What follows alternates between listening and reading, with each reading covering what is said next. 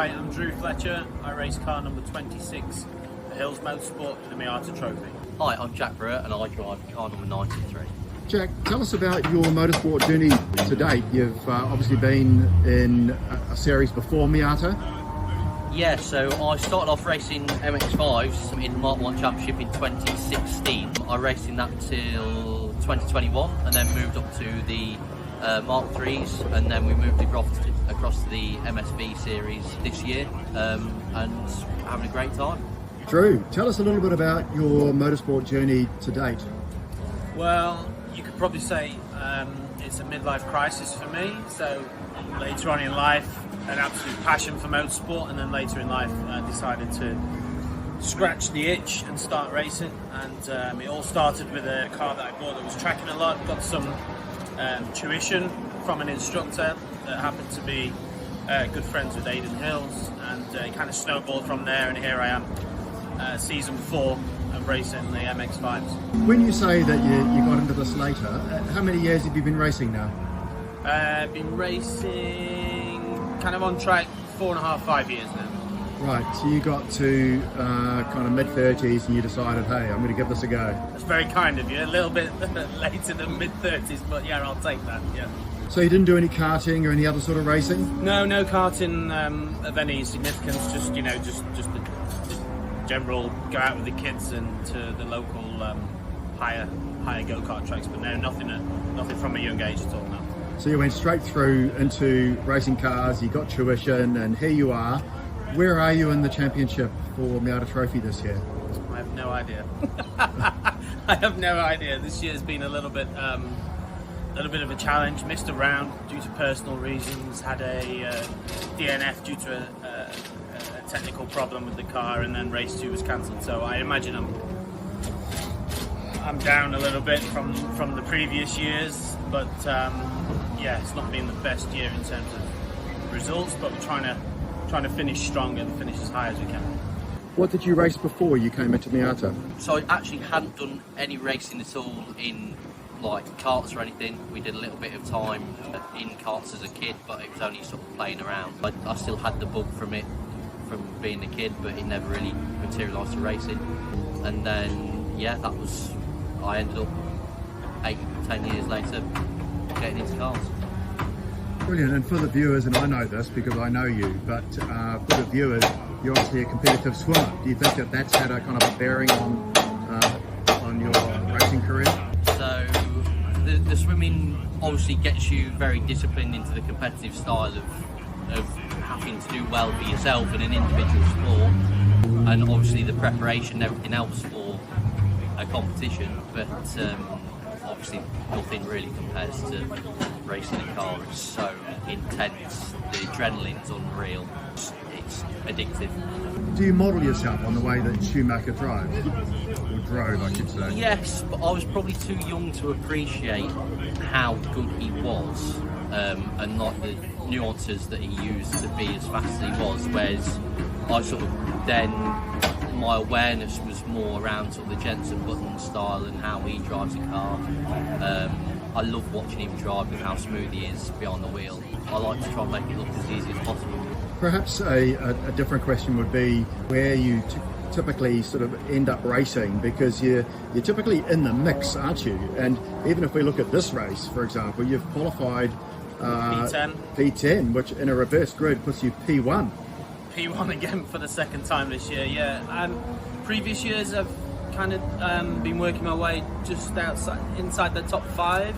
This year, really competitive, some really experienced MX5 drivers, so top 10 is now is an achievement for me. The times are getting quicker, the positions are dropping back, but the times are getting quicker from year on year, so top 10 for me at the moment is a good weekend, so I take the positives. It's a really strong grid, isn't it? So, very, very strong. Really strong grid. Yeah. To be top 10 after sort of 3.5, 4 years racing in this quality of field is saying something. You've got to take the positives from that. It's hard. I'm quite hard on myself. A bit of a perfectionist. I want to be up there. I've seen a lot of success in the awning, so trying to emulate that. But when we realistically look at it, as long as the times are improving year on year at the circuits, which they are, then I I have to be happy with that. Who would you say have been the biggest influences that you've had in terms of driving style? Because when we're talking to some of the other drivers, they're kind of talking about, you know, famous Formula One drivers that the viewers might really understand having watched them. Is there anybody there that you would say that you model yourself on? To be honest, I don't watch too much F1. I'm more an endurance kind of wet instant type of motorsport follower. I'd love to say I'm like Kevin Estre.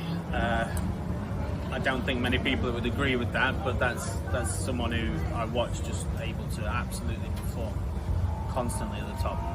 So that's who I'd like to be like. And for the viewers, the other reason that I do call you the Iceman is that you've got a very cool, calm, collected, very clean driving style. Do you think that that's modelled off somebody that you would have a look at, like, you know, Jenson Button or Schumacher or somebody like that? Yeah, Jenson, obviously Kimi was very smooth as well with how he drove, and obviously everyone called him the Iceman. There are a lot of drivers from that generation that I look at and think were really, really special.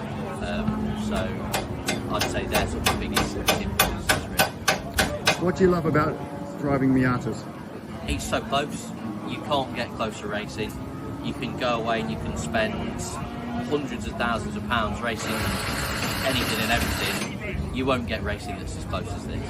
I think I qualified 5th, and if I found half a 10th, I would have been 2nd. So it's unbelievably close, and that's what racing's all about. Would you say that your style is similar to Aidan's and that you like the car moving, or are you more like, say, Jack the Iceman, in that you're super clean and tidy and you tend to make your time up that way? No, Aidan's car moves way too much for me in terms of ability. He can. I'd love to be able to have it moving that much, but I'm somewhere in the middle. I like it a little bit more planted, but the more experience I have, I am accepting that movement and getting more used to it. Today definitely was moving a lot, and I've gone quicker than my quickest time around here. So yeah, I'm getting used to it. It's just confidence and seat time for me. But yeah, I don't mind it moving. But where I'm making up the time, I don't know, somewhere in between, I suppose. What would your advice be to somebody who's new coming into just any form of racing, but having followed a similar journey to you, no karting, no sort of background to really develop those muscle memory twitch fibers, you're just coming in cold and throwing yourself in the deep end? What would your advice be? Go and get some help and instruction. Do it. First of all, do it. Get involved, because it's the biggest buzz I've ever had in my life. This really does give me the buzz and the enjoyment over the weekend. Even though my face doesn't show it very often, inside it I am happy. So get some advice and help and instruction if you can, because yeah, it does seem like a bit of a minefield when you've not been doing it from a young age. But there's so many people out there to help, and someone like Hills Motorsport really has helped me from start to finish. Now, you've raced in Mark 1s and Mark 3s.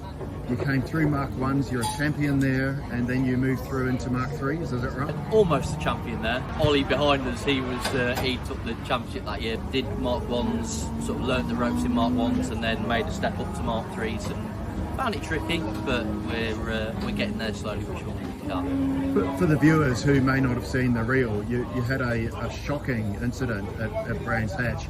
How much did that influence your driving afterwards, and what sort of impact did that have on you? I think the first race back, it was probably the most nervous I've ever been sat on the grid. I could feel my legs shaking on the clutch, but after that, the nerves just go away, you're in the zone. I wouldn't say it's influenced me at all, to be honest. I think if anything, once you've had your first big crash out the way with, you kind of go, oh, wasn't that bad, don't show this to my mum. And almost gives you a little bit more confidence, if anything. What do you hope to do with your motorsport? Is it just a fun thing and you're going to keep racing Miatas? Yeah, it's a fun thing for me. I've got no grand illusions. I'm going to do something in motorsport. It's a hobby. It's an escape from from life, from all the stresses in life, and it's an escape, a buzz, a nice weekend away with the guys. And for me, yeah, I'm going to still race Miatas and maybe venture into something else. I'd love to do a little bit of GT racing to some level in the future, but we'll see. Where are you at in the championship this year, Jack? Fourth, I think, fairly close to third, although Dexter's qualified in front of me, so that'll make things tricky to gain points this weekend. But at the moment, we're just trying to improve the car all the time and improve my own performance in the car. So that's where we're focusing mainly, and if we can carry on to next year, then we'll see where we go from there. Brilliant. Well, all the best for the championship, and all the best for the rest of today. Awesome, thank you. Fantastic. Drew, I wish you all the very best for today, for the race at Cabot Park, and for the rest of the season and the championship overall. Thank you very much. Thank you.